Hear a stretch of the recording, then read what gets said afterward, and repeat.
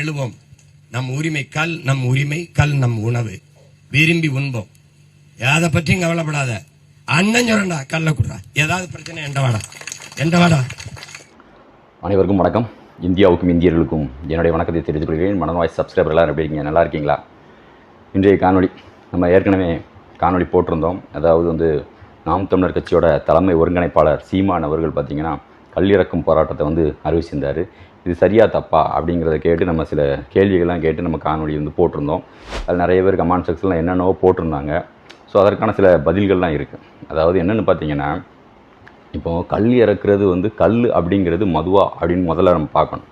பார்க்கும்போது பார்த்திங்கன்னா கல் அப்படிங்கிறது பார்த்திங்கன்னா அதில் 18% ஆல்கஹால் இருக்குது, கிட்டத்தட்ட ஈக்குவல் ஆஃப் பியர். அப்போது அது பார்த்திங்கன்னா அது என்னது, அப்போ அது ஆல்கஹால் இருந்தால் அது மது தான். ஸோ அதனால தான் அது அன்றைய காலத்தில் தடை செய்யப்பட்டிருக்கிறது. ஸோ இதை இப்போ யார் கேட்டா? இப்போ எல்லாருமே இந்த கல் இல்லாமல் நாங்கள் ரொம்ப கஷ்டப்படுறோம், கல் சாப்பிட முடியாமல் ரொம்ப கஷ்டப்படுறோம் அப்படின்னு பொதுமக்கள் யாராவது கேட்டாங்களா? பெண்களோ குழந்தைகளோ யாராவது ரோட்டில் போராட்டம் பண்ணியிருக்காங்களா? எங்களுக்கு மது வேணும். ஜல்லிக்கட்டு போராட்டம் அப்படிங்கிறது சீமான் ஜல்லிக்கட்டு போராட்டத்தையும் இந்த போராட்டத்தையும் சேர்த்து பேசிகிட்டு இருக்காப்ல. ஜல்லிக்கட்டு போராட்டம் பொதுமக்கள் எடுத்து பண்ணாங்க. பொதுமக்கள் இந்த போராட்ட இளைஞர்கள் எல்லாரும் ஃபேஸ்புக்கு வாட்ஸ்அப் மூலமாலாம் இளைஞர்கள் இணைந்து போராட்டம் நடத்தினாங்க. அந்தந்த பகுதிகளில் போராட்டம் நடத்தினாங்க. கல் எங்களுக்கு வேணும்னு சொல்லி எங்கேயாவது பொதுமக்கள் ரோட்டில் உட்காந்து போராட்டம் நடத்தியிருக்காங்க. எங்களுக்கு கல் வேணும், பெண்களும் குழந்தைகளுமாக ஒரு போராட்டம் நடத்தி பார்ப்போமே. எங்கேயாவது எங்களுக்கு கல் வேணும், அங்கே கல் குடிக்காமல் எங்களால் இருக்க மாட்டோம் அப்படின்னு சொல்லிட்டு யாராவது போராட்டம் நடத்தும். யாருமே கேட்கல. இப்போ யார் கல் யாருக்கு தேவைப்படுது? பொதுமக்களுக்கா? பொதுமக்களுக்கு நன்மை வியக்குமா?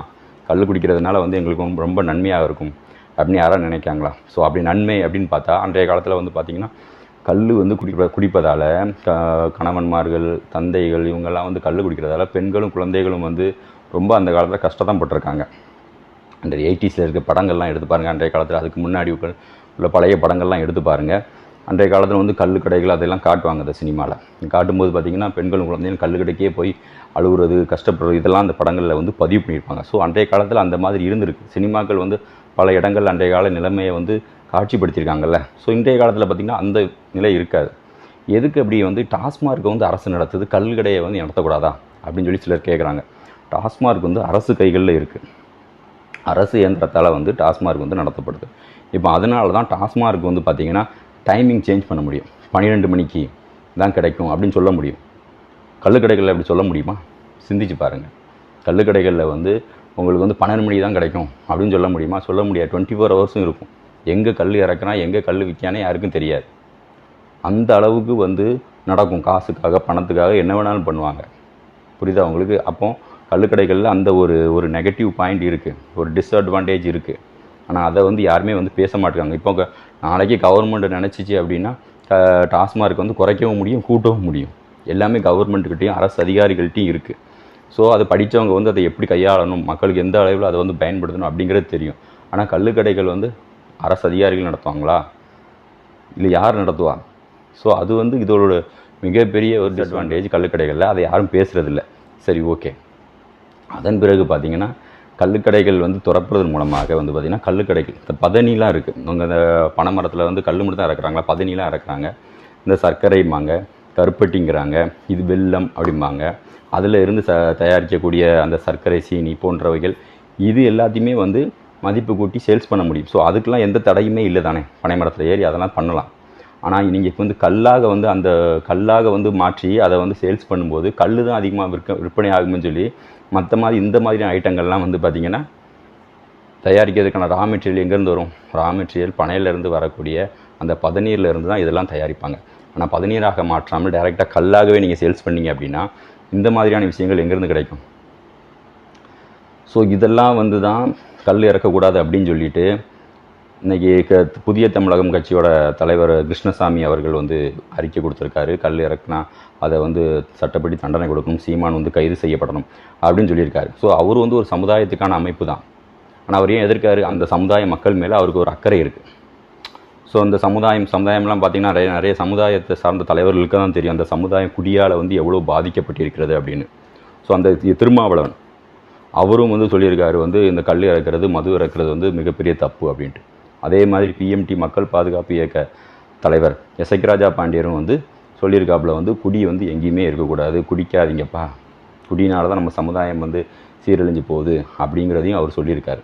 நம்மளுடைய வீரம்லாம் வந்து இல்லாமல் போனதுக்கு காரணமே இந்த மது தான் அப்படின்ட்டு. ஸோ கல் வந்து எந்த சமுதாய அமைப்புகளும் சமுதாயத்தை சார்ந்த தலைவர்களும் வந்து அதை வந்து ஆதரிக்கலை. எல்லா சமுதாய தலைவர்களுமே வந்து இந்த விஷயத்தில் வந்து சீமானுக்கு எதிராக தான் நிற்காங்க. ஆனால் சீமான் வந்து எதற்காக வந்து மதுவை எல்லாரும் குடிங்க அப்படின்னு சொல்லி பிரச்சாரம் பண்ணுறாரு, இந்த கல்லிறக்கும் போராட்டத்தை அறிவிக்காரு அப்படிங்கிறது வந்து உங்களுக்கு எல்லாருக்குமே ஒரு குழப்பமாக இருக்கும். அதாவது வந்து பார்த்திங்கன்னா சீமான் வந்து எதற்காக கல் இறக்கும் போராட்டத்தை நடத்துறாரு அப்படின்னு குழப்பமாக இருக்கும். அதற்கு வந்து என்ன பண்ணுறாங்க அப்படின்னு பார்த்தீங்கன்னா, அவர் மேலே ஏறும்போது அது ஒரு ஹீரோ மாதிரி, ஒரு மிகப்பெரிய ஹீரோ தான் இதை பண்ண முடியும் அப்படிங்கிற மாதிரி தமிழ் சினிமாவில் உள்ள சினிமா பாடல்கள் எல்லாம் போட்டு ஒரு ட்ரெண்ட் பண்ணுறது அந்த வீடியோவை. எதற்காக, இதில் பிரச்சனைகள் என்ன, இதில் பாசிட்டிவ் என்ன, நெகட்டிவ் என்ன, இதெல்லாம் நல்லது என்ன, இதில் இருக்கிற தீமைகள் என்ன அப்படிங்கிறத மக்கள்கிட்ட சொல்லி அதன் மூலமாக வந்து மக்களோட வந்து வரவேற்பை வந்து பெறணும். எழுவோம். நம் உரிமை கல், நம் உரிமை கல், நம் உணவு விரும்பி உண்போம். எதை பற்றியும் கவலைப்படாத. அண்ணன் சொல்றா கல்ல குடுறா, ஏதாவது பிரச்சனை எண்டவாடா. இப்போ கல் எங்களுக்கு வேணும் அப்படின்னு சொல்லி பொதுமக்கள் எல்லாரும் போராட்டம் பண்ணுறாங்களா? இதற்கு வந்து சில முக்கியமான காரணம் சொல்கிறாங்க. அது என்னென்னா, கேரளாவிலலாம் வந்து கல் குடிக்காங்க, கேரளாவில் வந்து கல் கடையெல்லாம் இருக்குது, அங்கெல்லாம் இது ஆகலை. கேரளாவில் லாட்ரி சீட்டு கடையும் தான் இருக்குது. லாட்ரி சீட்டு கடையும் கேரளாவில் இருக்குது, இந்தியா முழுவதும் இருக்குது, வட மாநிலங்கள்லாம் இருக்குது, தமிழ்நாட்டில் இருக்குது தடை பண்ணியிருக்காங்க. இங்கே ஏற்பட்ட சில பிரச்சனைகள், அசம்பாவித சம்பவங்கள், இதனால் ஏற்படக்கூடிய தீமைகள், இதை எல்லாத்தையும் முன்னெடுத்து தான் வந்து தமிழ்நாட்டில் வந்து தடை பண்ணியிருக்காங்க. அப்போ கல் மது இல்லை அப்படின்னா அது உணவு, அப்படி உணவு அப்படின்னு கொண்டு போகிறாங்க. அது என்ன உணவாக? டெய்லி வீட்டில் ஃபேமிலியோட உட்காந்து எல்லோரும் கல் குடிச்சிட்டு இருக்காங்களா? நம்ம வீட்டில் உள்ள பிள்ளைங்களுக்கெல்லாம், குழந்தைகளுக்கெல்லாம் வந்து யாராட்டு கல் குடிங்க அப்படின்னு சொல்லுவாங்களா? இதற்காக தான் திருக்குறளில் திருவள்ளுவர் கல்லுண்ணாமை அப்படின்னு ஒரு தனியாக வந்து ஒரு அத்தியாயமே எழுதியிருக்காரு. கல்லுண்ணாமை குழந்தைகளுக்கெல்லாம் அந்த பாடத்திலே சொல்லப்படுகிறது, படிக்க வைக்கப்படுகிறது பள்ளிக்கூடங்களில். கல்லுண்ணாமை திருக்குறள் படிங்க அப்படின்னு சொல்லிட்டு குழந்தைகள்லாம் படிக்காங்க. அப்போ அந்த குழந்தைகள்கிட்டலாம் போய் கல் குடிங்க அப்படின்னு போய் சொல்கிறதா? ஸோ இதை வந்து பார்த்திங்கன்னா தமிழ் அமைப்புகள், தமிழ் சமுதாய அமைப்புகள் எல்லாருமே வந்து இதை வந்து எதிர்க்கணும். இது வந்து ஒரு குழப்பம், ஒரு மிகப்பெரிய ஒரு குழப்பத்தை வந்து தமிழ் சமூகத்தில் ஏற்படுத்துறது, அதில் வந்து கலங்கின குட்டையில் வந்து மீன் பிடிக்கிறது, இது போன்ற வேலைகளை வந்து தொடர்ந்து வந்து செய்து கொண்டிருக்கிறார்கள் நாம் தமிழர் அமைப்புகள். அதற்கு அவருக்கு முட்டுக் கொடுக்கறதுக்காக நிறைய யூடியூப் சேனல்ஸ்லாம் வந்து பேசுவாங்க. ஸோ இதில் வந்து உங்களுக்கு சில புரிதல் வந்திருக்கும் அப்படின்னு நான் நம்புகிறேன். போன காணொலிகளில் வந்து சிலர் வந்து புரியாமல் வந்து கமெண்டில் வந்து பேசியிருந்தீங்க. இந்த காணொலியை வந்து கொஞ்சமாவது உங்களுக்கு புரிதல் வந்திருக்கும் அப்படின்னு நான் நம்புகிறேன். நன்றி. மீண்டும் ஒரு காணொலியில் நான் உங்களை சந்திக்கிறேன்.